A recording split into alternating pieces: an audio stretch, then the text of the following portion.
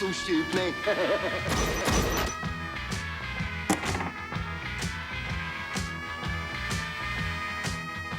Colin Bateman is the Tato cheese and onion crisps of Northern Irish literature.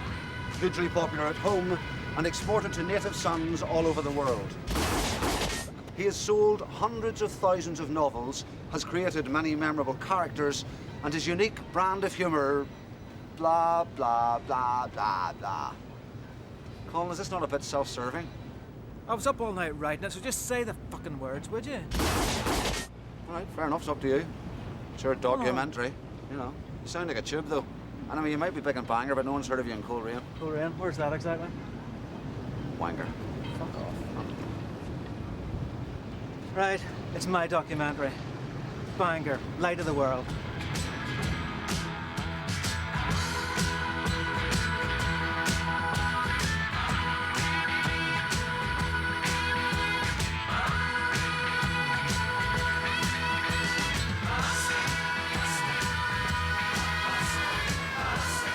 I grew up on the tough streets of Bangor, except our tough streets are actually cul-de-sacs.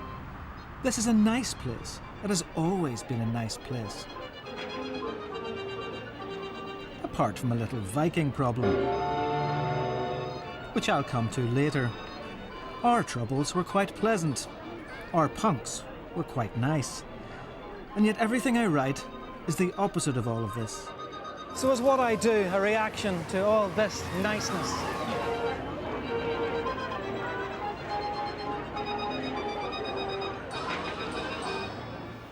Ladies and gentlemen, you're very welcome to tonight's reading. I bloody well wish I was sitting comfortably. We will take questions from the audience. You know, you're sort of expected to be like a stand-up comic these days when you do something like this. You know, it has to be entertaining. First time I ever did aspects, I refused to read and I hired somebody else to do it. Because I was so shy. When you go to other places, you know, there's a certain mystique that comes with being an author. Well, so I think. But when you do it here, you know, you really are just that idiot that everyone sees in Tesco's every week pushing a trolley around, looking vaguely lost. Without further ado, would you please put your hands together and welcome Colin Bateman. Hi there. You will have seen the cameras. They are making a documentary really about me growing up in Bangor and my experiences of growing up and how it made me the writer I am. If you are going to laugh, laugh louder than you might normally. And if at the end you could carry me on your shoulders out of the door. So welcome to Bangor, everyone.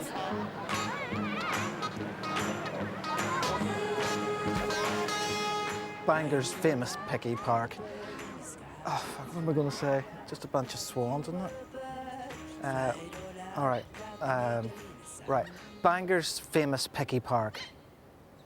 These swans moving serenely across the water, but underneath, their wee legs are going like that. And that's what Bangor's like. Something's going on underneath the surface. Ride a white swan that the people of the Belgian way along, baby, come. Genteel Bangor, where we watched the Troubles on TV while ironing our tennis socks. Only 10 miles from Belfast, but it felt like 2,000. Sure, safe, sheltered. Until my dad joined the UDA. By mistake. In the early 70s, if you're old enough to remember it, you know, things were in turmoil, and my dad was invited to go to some sort of a protest meeting, and I think it was in the Bull Ring in Clannyboy, it was somewhere around there, and he thought, you know, yes, I'll go along and protest, these things aren't right, what's going on. But when he arrived there, he was basically handed a mask and asked to raise his right hand and swear allegiance to the UDA. What do you do under those circumstances? You know, I have an urgent dental appointment. Although he never returned to alphabeticize their files or sort out their national insurance, he did come home with a balaclava and a big stick with which to defend Ulster. My dad joining the UDA was actually a godsend.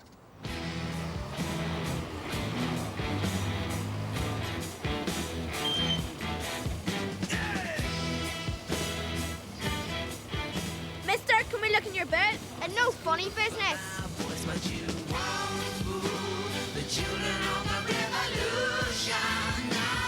Colin, your dinner's ready. Coming, Mommy. And there I am, captured forever in the days when I was allowed to be called Colin.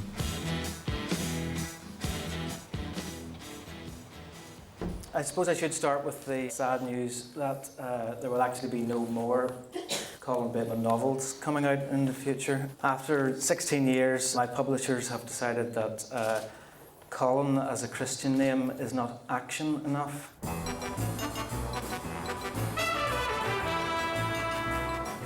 I didn't really have much choice in that, so in future it's Bateman, or to you, Mr. Bateman.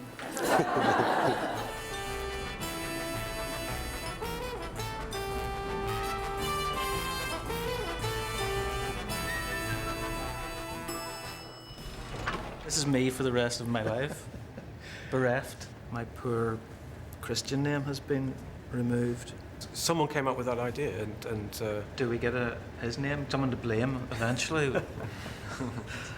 I think it's lost in the midst of time, actually, to be honest. We can probably live without that. That's good. I suspect. Well, the problem is I have to walk down Main Street in Bangor just being called Bateman from now on, and I feel like I should have some tattoos and some muscle. You could drop the E out of it and it would just be Batman, which would sell well as well.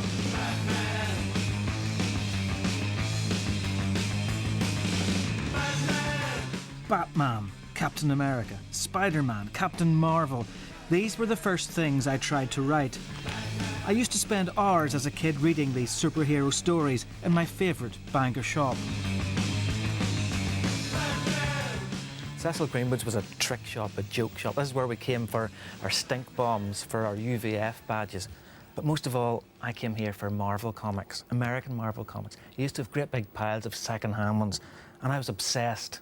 But beside the comics, he used to have piles, and it's a bit creepy now, he used to have piles of these soft porn magazines, nude mags we used to call them.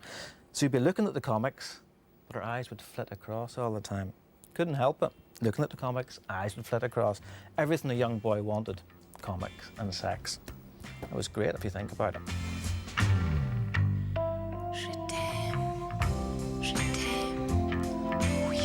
Now look at that, Bangor, sexiest town in Europe.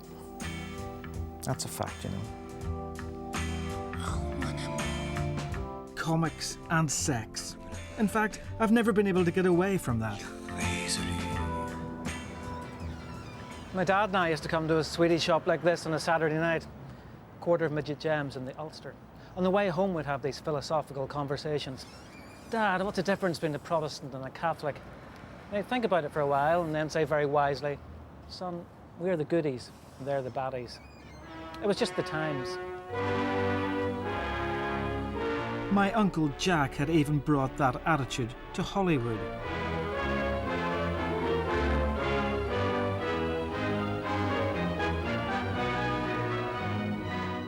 A big-shot movie director came up with the wizard idea of recreating the Battle of Arnhem using the actual soldiers that fought there.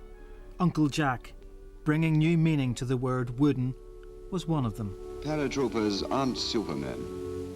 These, for all the deeds they were to accomplish, are just ordinary people. Sergeant Jack Bateman of County Down, Ireland. He was a peacetime soldier. For a peacetime soldier, he saw a lot of action. Men of the British 1st Airborne Division, if you want to live to see your families again, surrender now. My Uncle Jack dealt with the SS as only a good Protestant boy could. No surrender! No surrender! No surrender! No surrender. You see, every writer is a product of their environment. You think of Dickens and the poorhouse, or Solzhenitsyn and the gulags, and I only make that comparison because nobody else will. Well, they think we are a bunch of pansies. Words like no surrender were bandied about every day, but they didn't mean anything to us.